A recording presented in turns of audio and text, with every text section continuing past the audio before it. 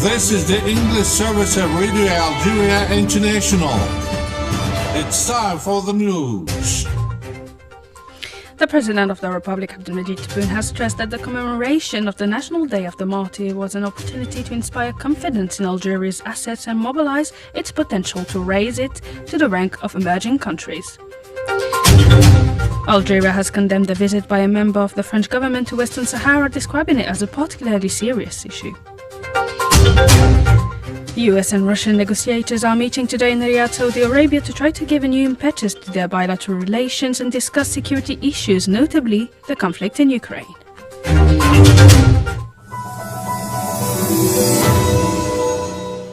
Those were the major developments. Now the full news edition. Good afternoon.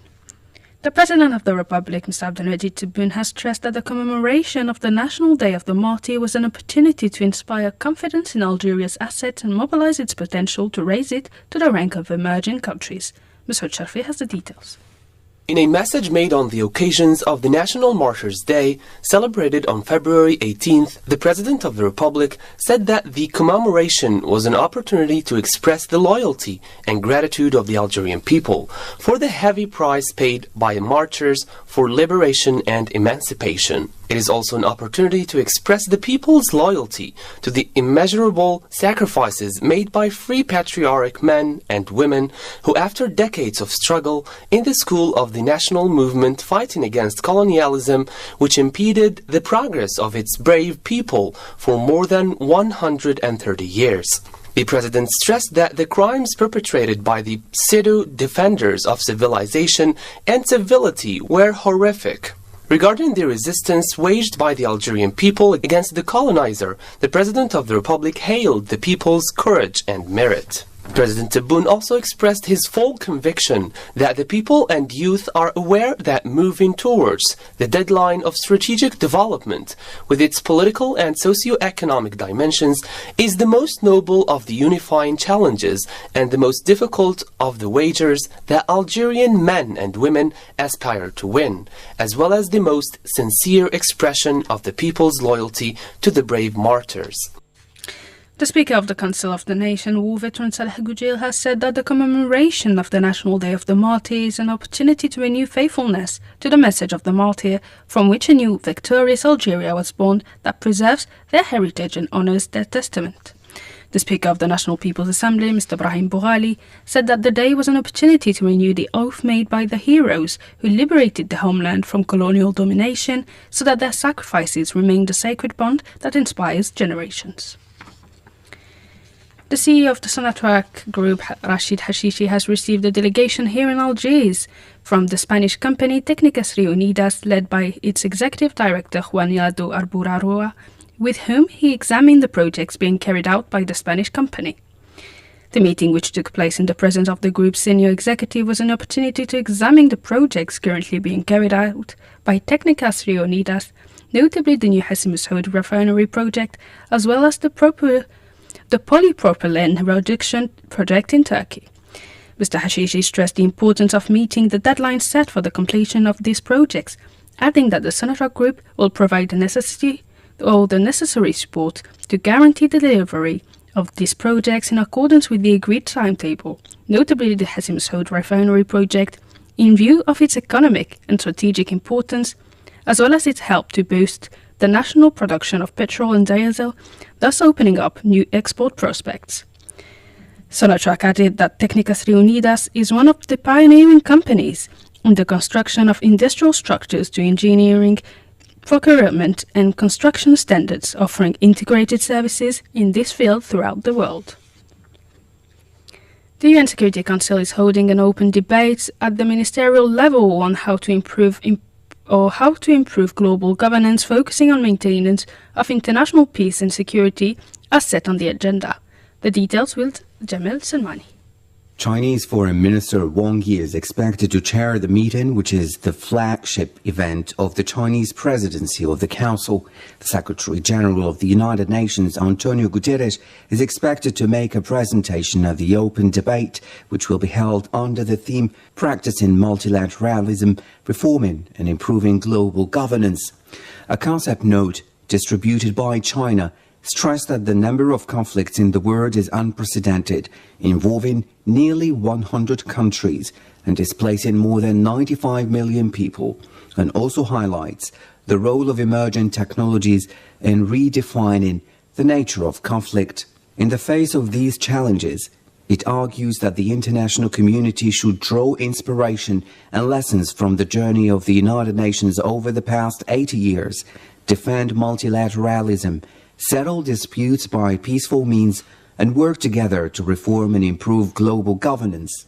The note also adds that the Pact for the Future, adopted by UN member states in September 2024, sets out a number of ambitious actions and initiatives to revitalize multilateralism and reform global governance. Several participants could urge the member states to keep the promises of the Pact for the Future, a document designed to adapt international cooperation and institutions to the realities of today and the challenges of tomorrow. Algeria has held the adoption by the 38th Ordinary Session of the Assembly of Heads of State and Government of the African Union of the decision of the classification of slavery, deportation and colonization as crimes against humanity and genocide.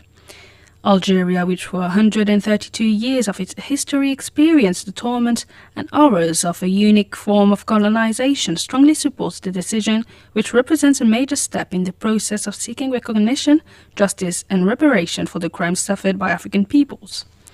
Algeria is also honored to have been mandated by the African Summit alongside South Africa, Togo and Ghana to ensure the implementation of this decision at the international level.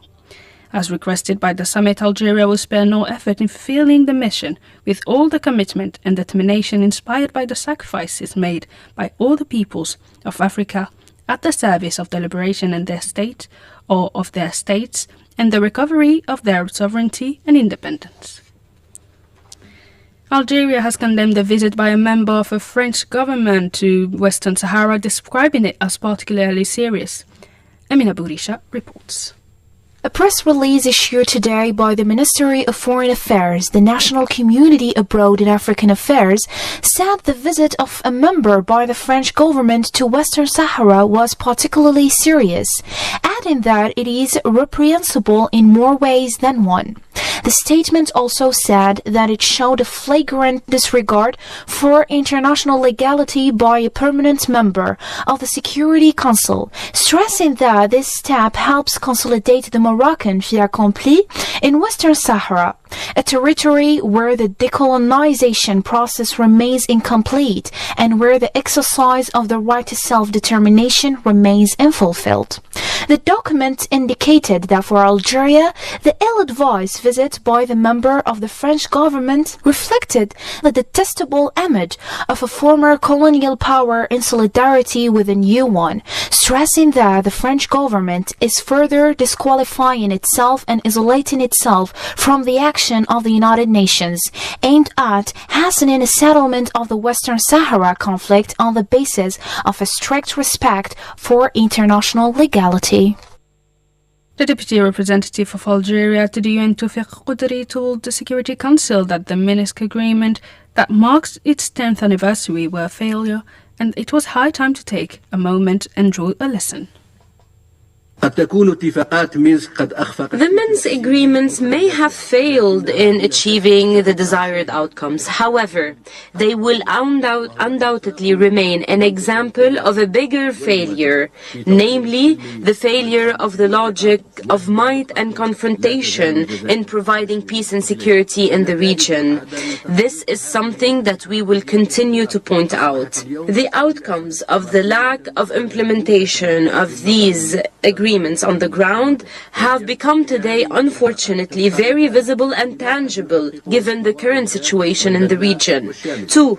These agreements remain an example of the progress that could be achieved through serious, constructive and inclusive dialogue to recover peace and security. 3. As members of the Security Council, our main mission and our main goal must remain to continue working hard to provide peace and security to the region. In our view, this could take place by encouraging both parties to engage in genuine dialogues and negotiations.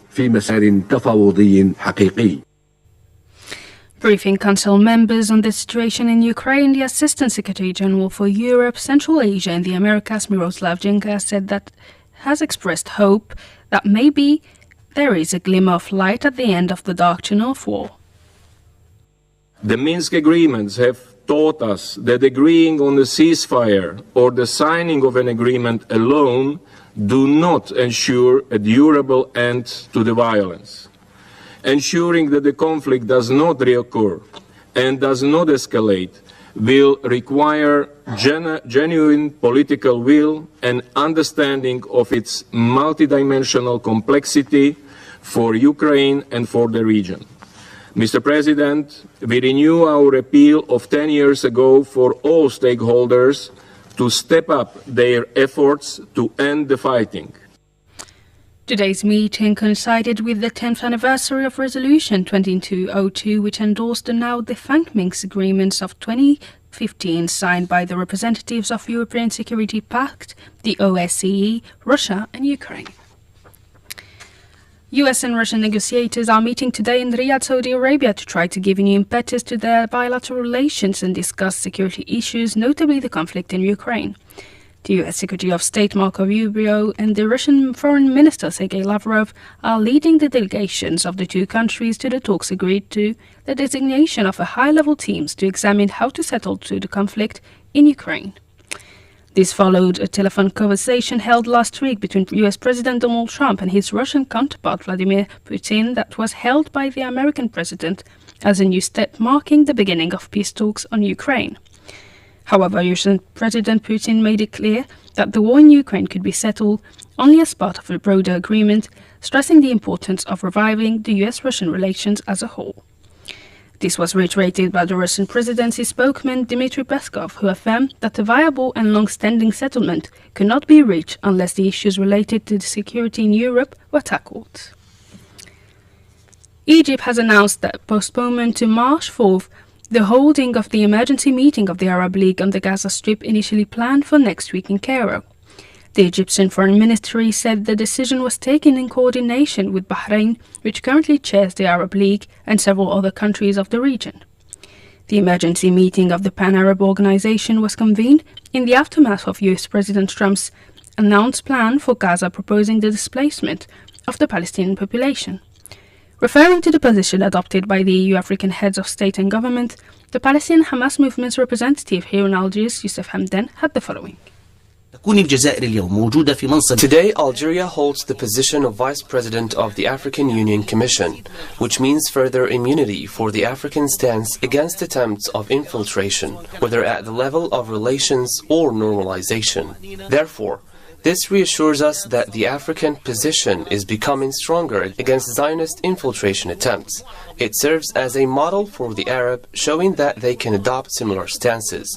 What does Africa possess that the Arab group does not? To issue such decisions, a decision that rejects the aggression of the occupation, rejects the normalization of relations with the occupier, separates the occupation, holds the occupier accountable, and pursues the occupation in the possible international space. Arabs have a chance today, and the African model also gives them the opportunity to benefit from these decisions. The Arab Summit could issue decisions similar to these and turn them into practical actions. This would strengthen our stance as Arabs against this American-Israeli lobby that seeks to erase the Palestinian cause. That was the Palestinian Hamas movement's representative here in Algiers, Youssef Hamdan.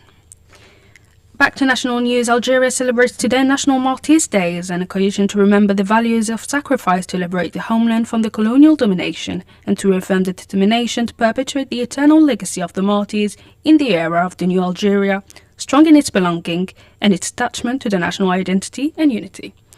On the occasion, I invite you to listen to a special program on the martyr Labi Ben Meidi, one of the 9 founders of the Revolutionary Committee for Unity and Action. Stay tuned on Radio Algeria International.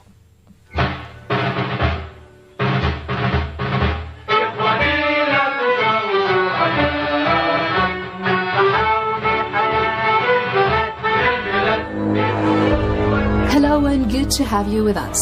Today we'll shed light on an important figure of our national liberation war, Larbi bin Mhidi. He was a prominent revolutionary leader during the National Liberation War that broke out in 1954 against the French colonial yoke. Larbi bin Mhidi was born sometime in 1923 in the village of El Kouahi in Ain Mlila, which was part of the Constantine department at the time. He attended a French school in Betna so that he could continue his studies. This is where he received his primary school certificate. The bin Mhidi family later moved to Biskra, where Larbi bin Mhidi began secondary school. In 1939, he joined the Algerian Muslim Scouts, where he became a group leader within a very short period of time. Bin Mhidi became a follower of Misal al-Hajj and was a member of al-Hajj's Algerian People's Party (PPA) during the World War II, rapidly obtaining significant responsibilities within the movement. Larbi bin Mhidi was arrested the following day after the Sétif uprising against the occupying French forces in May 1945. The uprising was suppressed through what is now known as the Sétif massacre. He was arrested in Biskra and imprisoned in the Koutiet prison in Constantine for 4 months.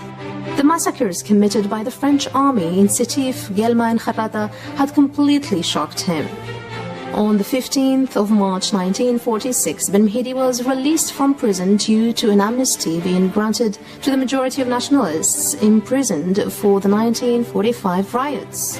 The PPA was disbanded following the 1945 Sétif riots and was replaced in October 1946 by the Movement for the Triumph of Democratic Liberties, also headed by Misal al-Hajj. In 1950, bin Mhidi had been convicted in absentia and sentenced to 10 years in prison by the French at the time. Bin Mhidi and 8 other members of his movement soon grew impatient with al-Hajj and decided to form the Revolutionary Committee of Unity and Action on the 30th of March 1954. During May and June 1954, they decided that Algeria would be split into 5 areas. Bin Mhidi was assigned Zone 5, the Oran region in western Algeria. Larbi bin Mhidi and 5 other members of the CRUA approved the transformation, thus giving birth to the National Liberation Front and the National Liberation Army. At a meeting at the Climat de France House overlooking Bab el-Oued, the FLN decided to launch an insurrection which broke out in the early morning of the 1st of November 1954 and quickly escalated into the Algerian War of Liberation.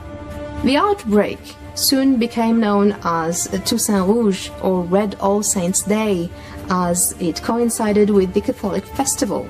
The rebellion was conducted internally by bin Mhidi, Tidouche Mourad, Rabih Bitat, Karim Belkacem, Mohamed Boudiaf, and Mustafa bin Boulaid, while 3 other members, namely Hossein Ahmed, Ahmed bin Billah, and Mohammed Khaydar, were operating externally in Cairo. They later became known as the Men of November. Bin Mhidi was designated in the Wilaya of Oran, as we said. However, he encountered exceptional difficulties as the area had been recently struck by an earthquake and arms that were promised had not been given.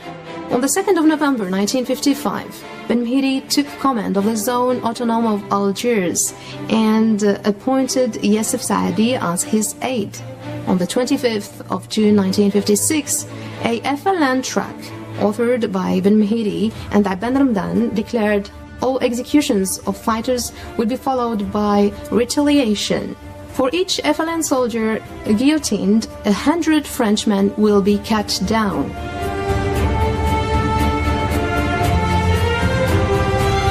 Larbi bin Mhidi is one of the 6 founding members of the National Liberation Front known as FLN that launched an armed revolt throughout Algeria and issued a proclamation calling for a sovereign Algerian state. Bin Mhidi initially commanded the region of Oran. He played a major role at the FLN's Soumam conference in August 1956.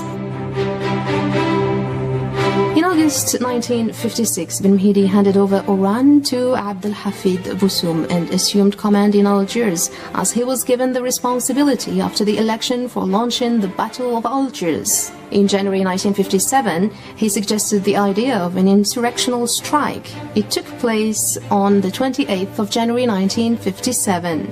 It caught the attention of the world and the United Nations. Ben Mhidi did not stay longer than 2 days in each hideout in the Kasbah with his companions, as 2,000 paratroopers were searching for FLN members. Ben Mhidi was a strong believer that the revolution should be directed by internal rather than external revolutionaries. Larbi Ben Mhidi was captured by the French paratroopers in February 1957 during the Battle of Algiers. It is said that while he was tortured, he repeated to his torturers, "We will win because we represent the forces of the bright future, while you will be defeated because you want to stop the course of history that will take you away in its race, and because you are attached to the dirty colonial past that is meant to disappear. He will be cowardly executed by the French forces."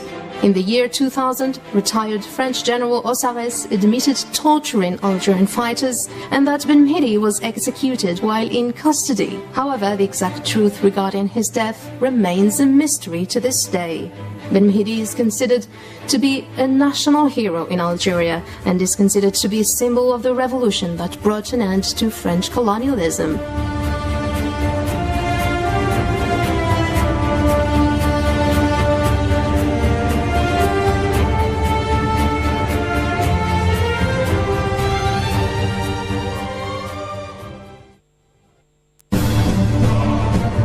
بلادي بلادي الأمان الأمان. The lofty Algerian revolution wrenched independence from colonial France. بلادي بلادي الأمان الأمان.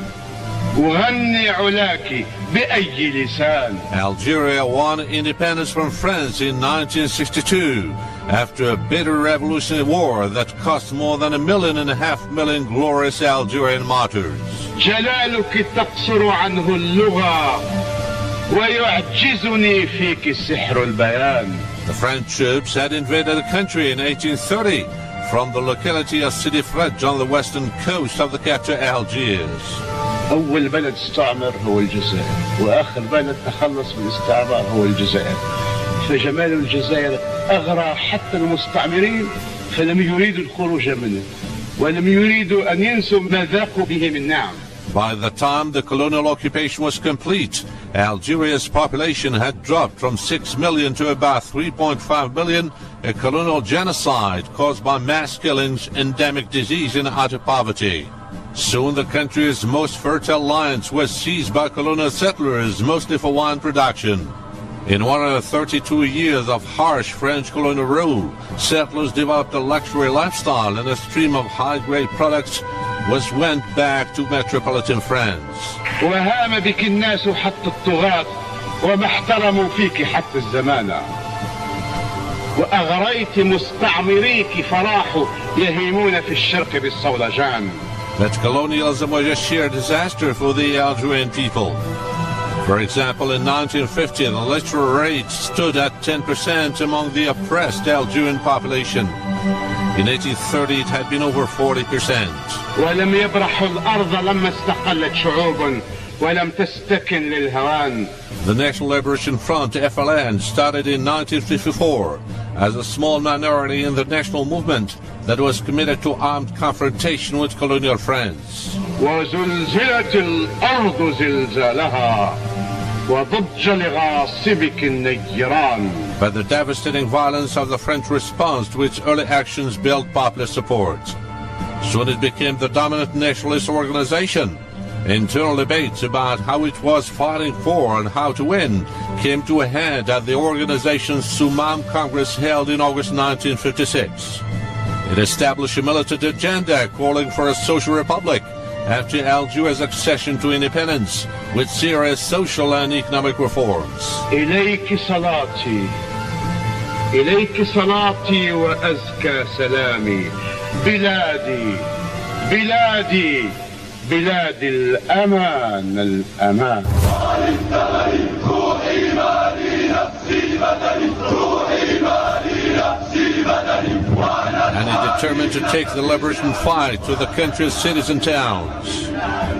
It was now that the Battle of Algiers began, employing both hit-and-run attacks against French colonial targets and worker strikes in the capital, where many Algerians lived crammed into the packed alleyways of the Kasbah. An 8-day strike paralyzed the city in January 1957, but was partially broken by brutal repression meted out by the French colonial army.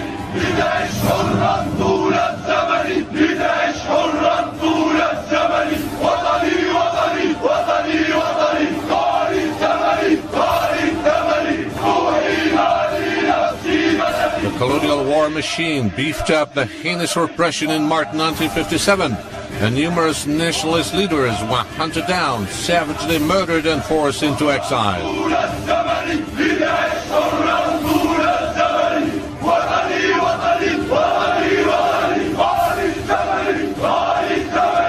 But the brutality of the colonial repression won increased support for the Algerian Mujahideen, or freedom fighters. The armed revolution against colonial occupation pulled in and involved wider layers of Algerian society. Men and women were forced to re-examine their relationships. The post-independent government estimated that over 12,000 Algerian women had actively participated in the struggle for national liberation, with about 3% of these brave women fighting in combat. After the famous Battle of Algiers, the FLN strategy shifted to military confrontation in close coordination with the ALN, the National Liberation Army, which dealt severe blows to colonial forces in various parts of the country.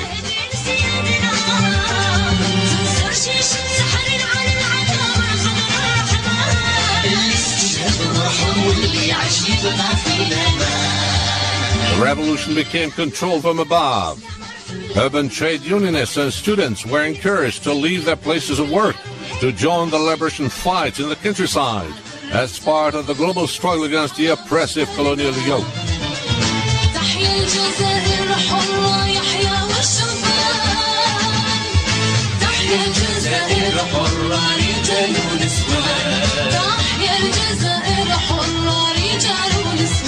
It was the massive pro-independence demonstrations in December 1960 and 1961 that further brought the French authorities to negotiate with GPRA representatives, and what was known as the Evian Agreements was signed.